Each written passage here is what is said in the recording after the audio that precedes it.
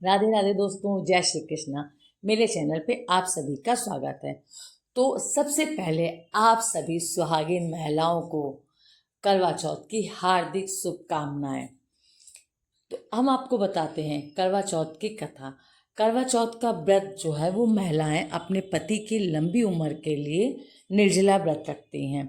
शाम को चंद्रमा को अर्घ देने के बाद ही अपने पति के हाथ से पानी पीकर इस व्रत को तोड़ती हैं। जो महिलाएं करवा चौथ का व्रत रखती हैं वो शाम को संपूर्ण तैयार होकर अर्थात 16 श्रृंगार करके चंद्रमा की पूजा करती, अर्घ देती हैं। लेकिन आपका करवा चौथ का व्रत जो है वो पूर्ण नहीं हुआ है। क्यों? क्योंकि आपने करवा चौथ की कथा नहीं पढ़ी है। करवा चौथ की कथा पढ़े बिना करवा चौथ का व्रत पूरा नहीं होता। चतुर्थी है तो गणेश चतुर्थी भी है। तो करवा की कथा पढ़ने से पहले गणेश जी की कथा पढ़ी या सुनी जाती है। जब तक आप गणेश जी की कथा या करवा की कथा नहीं पढ़ते हैं तब तक आपका व्रत पूर्ण नहीं होता है। तो सबसे पहले हम गणेश जी की कथा सुनते हैं। तो चलिए अब हम आपको गणेश जी की कथा सुनाते हैं। तो चलिए गणेश जी की कथा शुरू करते हैं। बहुत समय पहले की बात है, एक अंधी बुढ़िया थी। वो गणेश जी की भक्त थी और विधि विधान से रोजाना गणेश जी का पूजन करती थी। एक दिन गणेश जी उस बुढ़िया से प्रसन्न हो गए और उसको दर्शन देकर बोला कि मैं आपकी पूजा से प्रसन्न हूँ, आपको जो वर मांगना हो वो मांग ले। बुढ़िया कहती है मुझे कुछ नहीं मांगना और ना ही मुझे कुछ मांगना आता है, तो कैसे और क्या मांगूं। उसने अपने बेटे और बहू से पूछा। उन्होंने कहा कि धन मांग लो। बहू ने कहा कि पोता मांग लो। तब बुढ़िया ने सोचा कि ये तो मतलबी हैं, अपने मन की बातें बोल रहे हैं। फिर बुढ़िया ने पड़ोसियों से पूछा तो पड़ोसियों ने कहा बुढ़िया तेरी थोड़ी सी जिंदगी बची है तो तू अपनी आंखें मांग ले, जिससे तेरी बाकी की जिंदगी सुख से बीते। तब उस बुढ़िया ने बेटे और बहू और पड़ोसियों की बातें सुनकर घर में जाकर सोचा क्यों ना ऐसी चीज मांग लूं जिससे मेरा बेटा बहू और मेरा सबका ही भला हो। जब दूसरे दिन गणेश जी आए और बोले अब माता आपको क्या मांगना है, कृपया बताइए। हमारा वचन है आप जो मांगेंगी वो हो जाएगा। गणेश जी के वचन सुनकर बुढ़िया बोली हे गणराज, यदि आप मुझ पर प्रसन्न हैं तो मुझे 9 करोड़ की माया दें, निरोगी काया दें, अमर सुहाग दें, आँखों में प्रकाश दें, नाती पोते दें और समस्त परिवार को सुख दें, फिर अंत में मोक्ष दें। बुढ़िया की बात सुनकर गणेश जी बोले बुढ़िया माँ तूने तो मुझे ठग लिया। तथास्तु कहकर गणेश जी अंतर्ध्यान हो गए। हे गणेश जी, जैसे बुढ़िया माँ को मांगे अनुसार आपने सब कुछ दिया है वैसे ही सबको देना। बोलो गणपत महाराज की जय। करवा चौथ की मुख्य कहानी एक साहूकार की बेटी रानी वीरावती की है, जो अपनी पति की लंबी उम्र और भलाई के लिए व्रत रखती है। इस कथा के अनुसार करवा चौथ का व्रत पहली बार माता गौरी ने भगवान भोलेनाथ के लिए रखा था। एक और कथा है करवा नाम की स्त्री, सती स्त्री की, जिसने मगरमच्छ से अपने पति के प्राणों को बचाने के लिए यमराज से युद्ध किया और अपने पति का जीवन वापस दिलाया। तो आज हम आपको रानी वीरावती की कहानी सुनाते हैं। बहुत समय पहले की बात है, एक साहूकार के 7 बेटे और उनकी एक बेटी थी।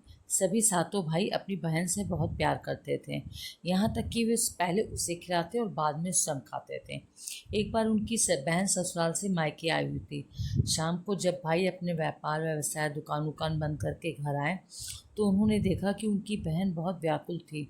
सभी भाई खाना खाने बैठे तो अपनी बहन से भी खाने के लिए कहने लगे, लेकिन बहन ने बताया कि आज उसका करवा चौथ का निर्जला व्रत है और वो खाना सिर्फ चंद्रमा को अर्घ देकर ही खा सकती है। चूँकि चंद्रमा अभी तक निकला नहीं है इसलिए वो भूख प्यास से व्याकुल हो उठी थी।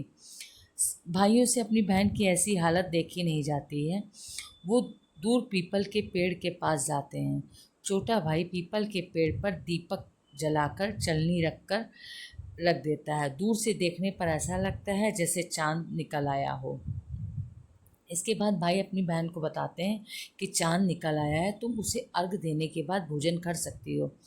बहन खुशी के मारे सीढ़ी पर बैठकर चांद को देखती है और अपनी भाभीयों से बोलती है कि भाभी व्रत खोलो, चांद निकल आया है। भाभीयों ने कहा कि तुम खोलो, हम तो चांद निकलने पर खोलेंगे। लेकिन वीरावती अपने भाइयों की बात में आ गई और उसने व्रत खोल लिया। उसने जैसे ही वो अपने भाइयों की बात मानकर अर्घ्य देकर खाना खाने बैठ जाती है। वो जैसे ही पहला टुकड़ा मुंह में डालती है उसे छींक आ जाती है। दूसरा टुकड़ा डालती है तो उसमें बाल निकल जाता है। जैसे वो तीसरा टुकड़ा अपने मुंह में डालती है, उसके पति की मृत्यु का समाचार उसे मिलता है। वो दुखी हो जाती है। तब उसे उसकी भाभी बताती है कि उसके साथ ऐसा क्यों हुआ है। करवा चौथ का व्रत टूट गया था, चंद्रमा नहीं निकलना था और उसने अपना व्रत तोड़ दिया था। इस कारण देवता उससे नाराज हो गए थे और उन्होंने ऐसा किया।